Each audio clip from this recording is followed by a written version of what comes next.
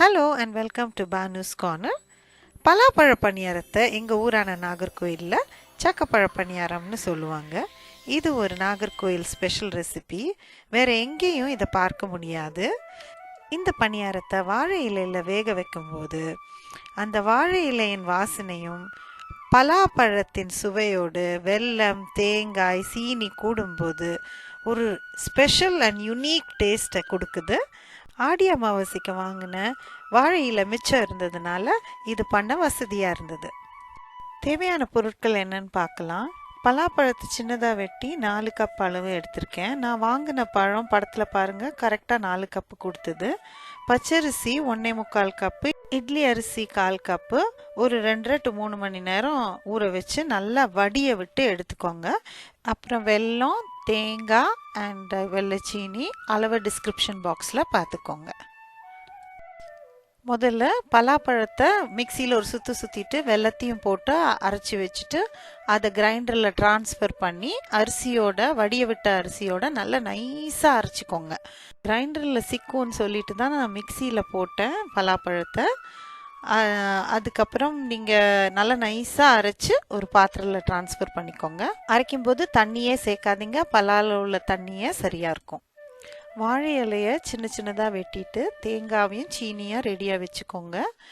மாவை நீங்கள் அதில் அரைச்ச மாவை ஸ்ப்ரெட் பண்ணிவிட்டு ஈவனாக அதுக்கப்புறம் தேங்காய் தூவி உங்களுக்கு வேண்டிய அளவு தேங்காயும் வேண்டிய அளவு இனிப்பும் போட்டுக்கோங்க. சுகரை போட்டு மூடி வச்சு ஸ்டீம் பண்ணுங்கள். ஒரு 12 to 15 மினிட்ஸ் ஸ்டீம் பண்ணணும்.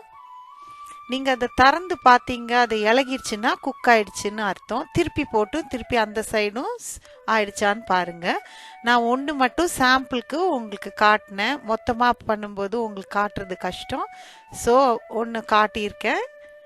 அது நல்லா குக் ஆயிடுச்சு. ஷைனிங்காக க்ளாஸியாக இருக்குது பாருங்கள். ஈஸியாக ஓப்பன் பண்ண உடனே வந்துடுச்சு. அது ரெடி ஆயிடுச்சு. கட் பண்ணி காட்டுறேன். சூப்பராக இருந்தது. உள்ள அந்த தேங்காயும் இனிப்பும் அந்த வாழையில உள்ள வாசனையும் ரொம்ப நல்லா இருந்தது. இந்த அளவு மாவு எனக்கு 20 கிட்ட கொடுத்துச்சு. ஸோ எல்லாத்தையும் ஸ்ப்ரெட் பண்ணி தேங்காய் போட்டுட்டு கடைசியாக சர்க்கரை போடுங்க. பிகாஸ் சர்க்கரை தண்ணி விடும். ஸோ எல்லாத்தையும் போட்டு மூடிட்டு நான் 2 இட்லி பாத்திரத்தில் 2 இதில் சைமல்டேனியஸாக குக் பண்ண 3 ஒவ்வொரு தட்டிலையும் வச்சு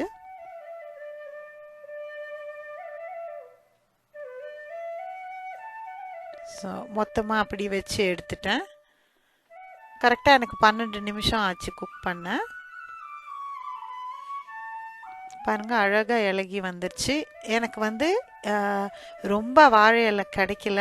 ஸோ நான் இருந்ததை திருப்பி ரீயூஸ் பண்ணேன். ஆக்சுவலி திருப்பி ரீயூஸ் பண்ணலாமான்னு சந்தேகமாக இருந்தது.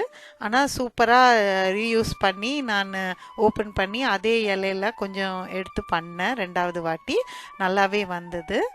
நீங்களும் இதை ட்ரை பண்ணி பாருங்கள், ரொம்ப நல்லாயிருக்கும். பானுஸ் கார்னருக்கு சப்ஸ்கிரைப் பண்ணலைன்னா சப்ஸ்கிரைப் பண்ணுங்கள். இந்த வீடியோவை லைக் பண்ணுங்கள், ஷேர் பண்ணுங்கள். அடுத்த வீடியோவில் சந்திக்கலாம். தேங்க்யூ, பாய்.